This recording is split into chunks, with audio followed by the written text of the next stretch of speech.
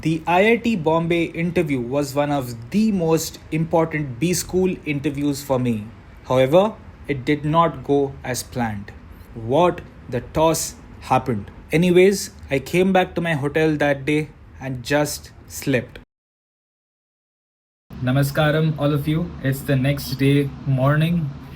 Uh, as you already know, my IIT Bombay interview is done. It was problems after problems after problems, questions that I did not know answers to, and which I frankly had no knowledge about. Yesterday, I was pretty sad, so I did not record this video. Today, I'm recording it so that all of you get my experience, get the questions which I could not answer, and if you do not know about that as well, so you can prepare about it, because even looking at the questions, it was something which I should have known about, but I did not. Yeah, anyways, hard luck. I'll prepare on it, but let's get started. There were two panelists, one was male, one was female. Let's term the male panelist as P1 and the female panelist as P2. I have my transcript to this side, so I'll look there. The P2 started as the female teacher started questioning. The first question was, so let's start by introduction. Please introduce yourself, where I gave my prepared introduction. The next was, so you know that globally economies are slowing down, but India is doing well. Why do you think that is? That was the first question. I will be honest with you, I do not know why India is doing well and global economies are slowing down. I did not read about it. People who are interested in the economy might be cursing me right now and telling me that it's such an easy answer. Come on, Shovik, but I did not know. So if you do not know as well, prepare for it. I'm going to learn about it today. I could not give the answer, so I said that I do not know about this question. The next question was, all right, so you know about our currency devaluation, right? What steps is RBI taking to get it back at pace? That was the next question, which I did not know about again. So I answered that I'm once again sorry, I did not know about the actionable steps being taken, but I know that RBI is focusing on two very important factors, which is increasing the value of the rupee, and second is increasing consumption. I know about that, but I do not know about the actionable steps that it is taking yet. So they said, okay, tell me what are the steps being taken to increase consumption. So they iterate, even though I've said that I did not know about it, she iterated about consumption. So I said, I did not know about RBI, ma'am, but I know that in this year's budget, the tax slab change has allowed more disposable income in the hands of consumers, which is supposed to increase consumption. So she then cross-questioned me by saying that, but inflation is also rising. We all feel it. So doesn't it cancel each other out and leave us with no improvement?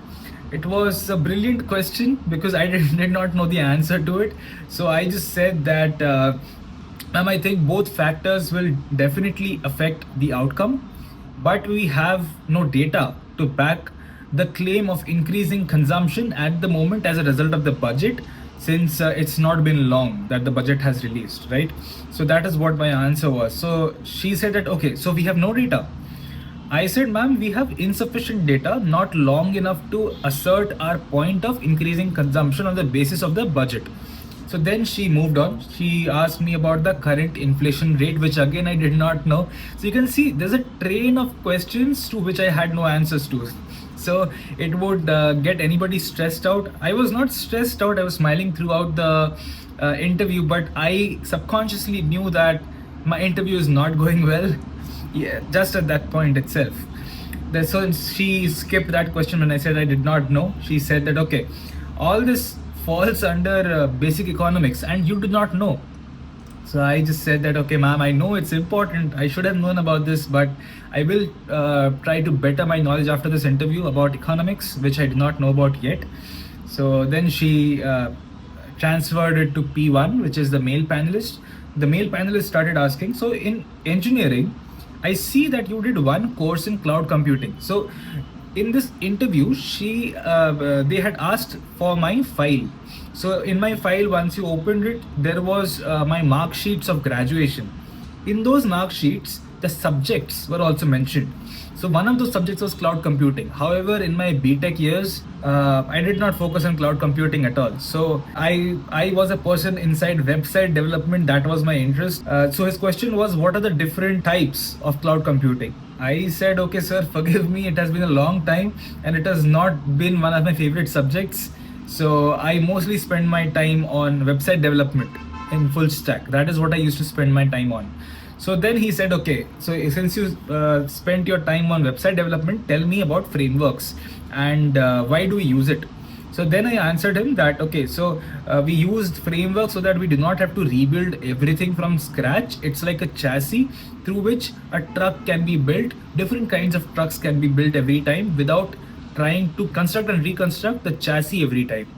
So then he said, all right, that makes sense. What is the disadvantage of using frameworks? So then I said, okay, sir, let's assume a particular framework has an execution time limitation. So now all products built using that framework will have that limitation. But if we have to overcome it, then we will have to build a new framework without that limitation. So that is the con, or that is the problem with frameworks, that each framework has some limitations which all apps and websites built on that framework will have to have. So that is what the problem was. So he said, okay, that makes sense. Let's go to what's SaaS. So SaaS, if you do not know, is software as a service. I knew about this, so I told him about SaaS. Then he asked me about infrastructure as a service. So I told him that, sir, this links to cloud computing in a way. During my first venture, we used to host our website on a cloud, that is AWS, and inside AWS there's a service called S3 bucket, which is like renting storage or renting storage remotely. So that is called infrastructure as a service. So I talked to him with an example. So he agreed. He said, okay, this makes sense. Then he asked me, what is PaaS, platform as a service? I did not know about it. I mean, I used to know about it. I knew the differences, but it just completely went off my mind at that point. So I said, okay, sir, I did not know about this. Forgive me. And then he moved on, and then he said, all right, talk to me about Mahakumbh. Do you know about it? And if yes, then what is the significance of this festival?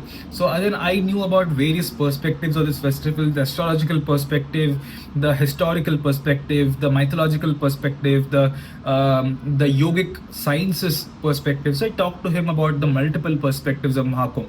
Then he said, all right, makes sense. He said that, okay, now handing over to P2 again, that is the female teacher. You can ask any other questions if you have.